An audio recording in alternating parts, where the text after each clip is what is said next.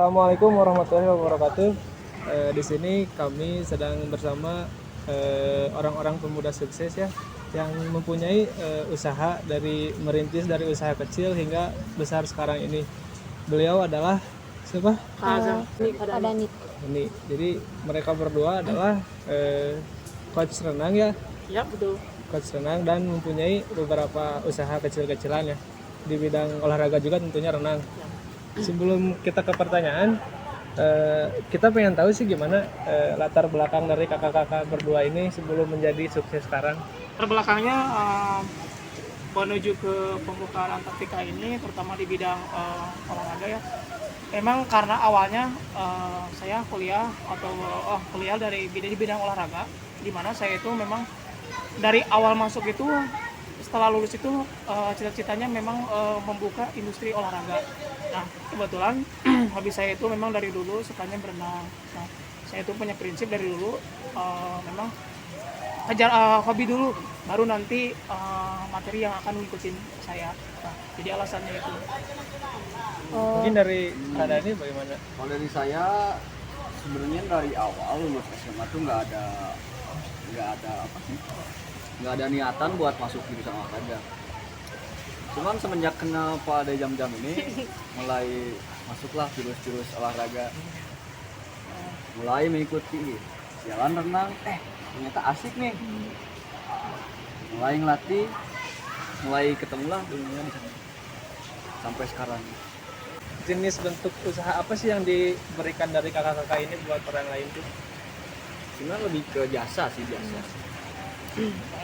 Dan untuk misalkan kita nih mau ikut daftar nih, gimana caranya dan tarifnya berapa gitu? Kita dikenakan tarif pendaftaran itu 50.000 ya. Jadi di 50.000 itu kita buat kita bikin kartu absensi tiap latihan. Nah itu tapi berlakunya itu selama seumur hidup sampai dia selamanya berenang aja di Antartika. Nah ketika dia keluar mau masuk lagi tidak usah daftar lagi kalau masih ada kartunya. Kenapa harus di bidang olahraga gitu? Kenapa nggak usaha yang lain? Nah, tadi sudah dikatakan karena memang hobi kita itu, latar belakang kita memang di bidang olahraga. Kalau seandainya kita nanti pindah passion lagi, tidak sesuai dengan memang kebidangan kita gitu. Makanya kita memang fokusnya di bidang olahraga, memang kecabangannya di berenang. Lalu waktu memulai usaha, apakah ada modal yang harus dikeluarkan? Ada modal. Memang modalnya kalau di berenang itu tidak terlalu banyak. Hanya modal awal itu hanya sepasang pelampung, yaitu pelampung depan dengan pelampung punggung. Mungkin bisa ditotalin kurang lebih itu 120.000 itu modal awal. Tetapi modal yang paling utama itu kita cari kerjasama kolam yang mau menerima dengan pembukanya itu les berenang atau pembukaan privat. Memang susah sekali karena tiap kolam itu hampir semua kolam udah mempunyai udah kerjasama dengan klub-klub berenang lainnya. Nah itu kesusahannya itu. Selebihnya mungkin kita modalnya apa ya? Modal dengkul, modal tenaga. Ngobrol aja, kita bisa ngeyakinin yang punya kolamnya. Berarti usaha ini dirintis sendiri gitu apa? Awalnya dirintis sendiri, setelah banyak permintaan, contoh perempuan pengen dilatih lagi sama perempuan lagi, nah laki-laki pengen sama dilatih sama laki-laki lagi. Nah mulai saya itu ambil pelatih yang mau memang berminat, mau fokus dan senang sama anak-anak. Nah terutama yang pertama itu Kak Dani, yang waktu tahun 2018 saya ambil Kak Dani. Setelah itu banyak sekali yang diambil gitu. Tentu kan ya Kak, di dalam membuka usaha itu pasti adalah resiko baik dari eksternal maupun internal. Apa sih resiko umum yang dihadapi kalau dalam bidang olahraga kayak gini kan? Tantangannya ya. Iya. Mungkin tantangannya yang pertama kita cari murid ya. Karena begitu awal kita ngebuka, ditambah juga ada klub lain nih. Pasti kita tuh ada gesekan sama klub persaingan gitu. Ada saingan. Susah gitu untuk naikin nama, tapi memang ya udah dijelaskan di situ nggak akan kemana. Kita yakin aja pasti nanti juga ada rezekinya gitu. Selain itu juga apalagi ada Kalau contoh masalah yang lagi dihadapi sekarang gitu, sekarang. Kalau sekarang sih market, soalnya lagi Sekarang pandemi. lagi apa sih, pandemi gini susah dapat murid.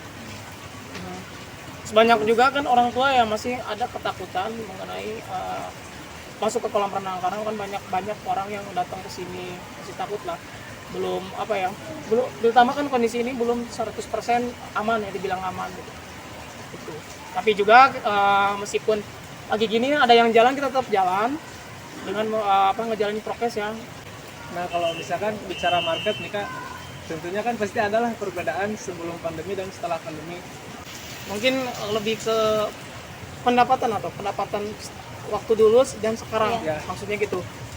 Nah, di manajemen keuangan ya kadang yang jadi ketika kita ada pendapatan, kita selalu menyisipkan uang ya. Uang itu memang buat nanti ada apa-apa gitu, ada apa-apanya, hal yang tidak terduga. Contoh kita menghadapin waktu sekarang COVID ya, jadi uang itu memang ada tabungan khusus gitu untuk menghandle Dana tak terduga.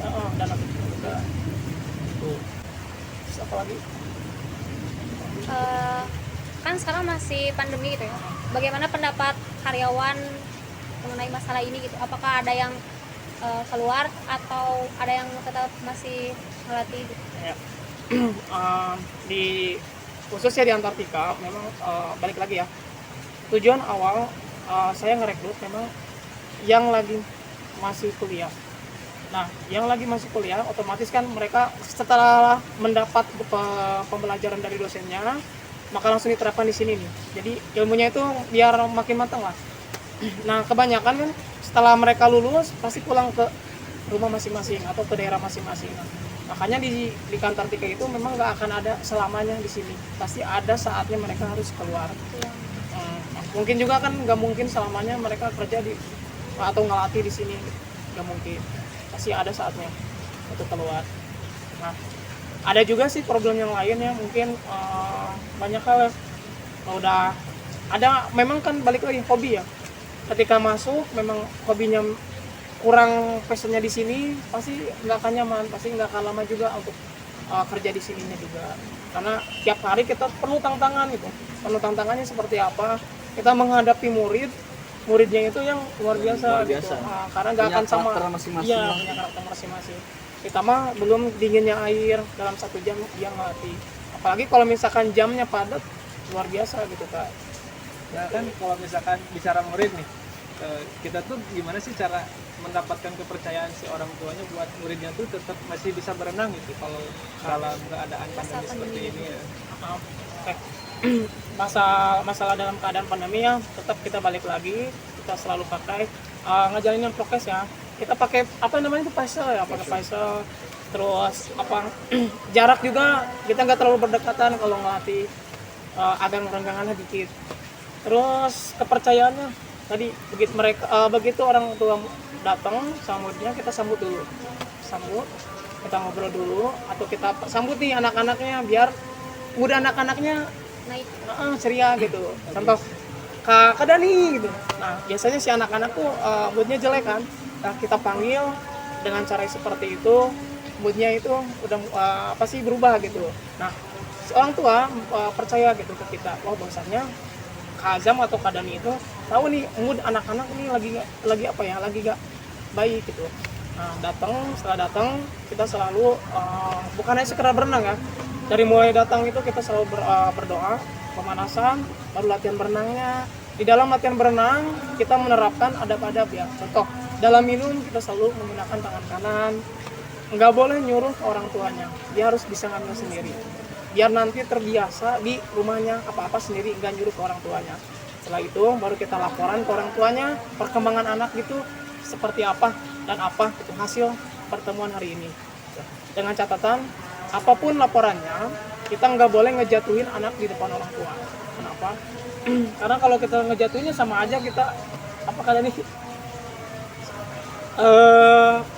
apa ya, mau ngasih tahu kekurangan anaknya gitu.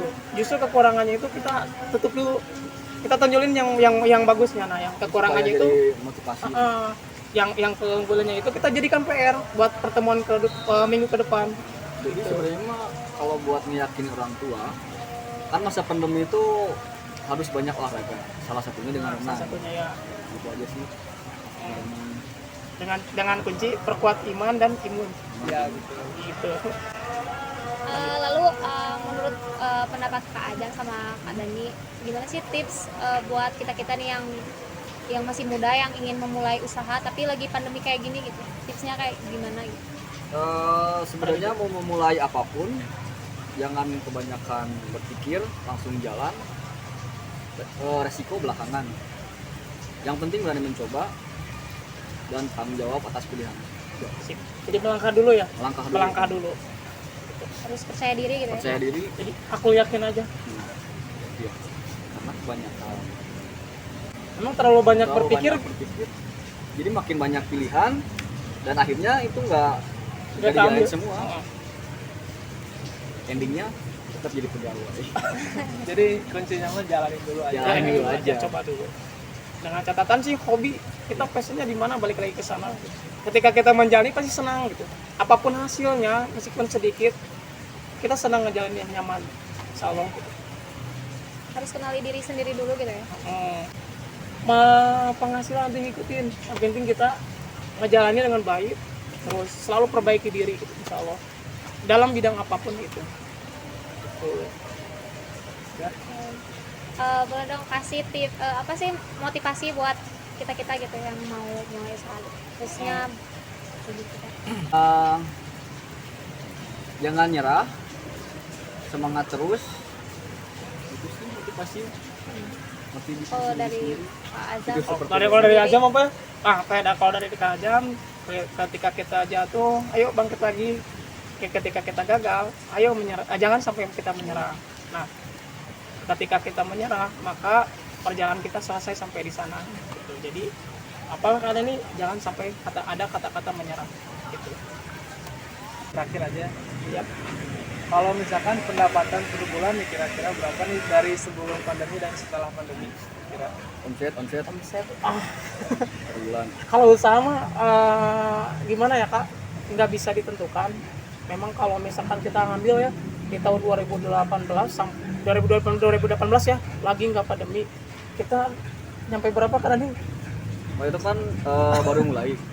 Itu Baru mulai 1 bulan tuh sampai berapa sih? ke Azamnya itu Kak, Itu omsetnya. omsetnya ya, omset totalnya atau memang Total. udah bersih ke emang saya? total semuanya. Total semuanya kita punya berapa sih dulu tuh? Hampir 50-an, 50 kurangan waktu dulu tuh. 50 juta. 50 orang dikali aja 350.000 atau 300.000 gitu. Itu. Nah, kalau di sekarang kita punyanya di rumah di kolam rumah Batakan nih kita punya 16 murid. Di sini mungkin kurang lebih 20 murid, mungkin 30 aja, 36 dikali segitu. Berarti hampir setengahnya dari sebelum pandemi. Sebelum ya hampir setengahnya. Oke, terima kasih buat kakak-kakak semua. Sama-sama. Semoga sharing ini bisa menjadi manfaat buat kita dan juga buat teman-teman yang udah nonton. Jadi sekiannya dari kami. Assalamualaikum warahmatullahi wabarakatuh. Waalaikumsalam warahmatullahi wabarakatuh. You were the shadow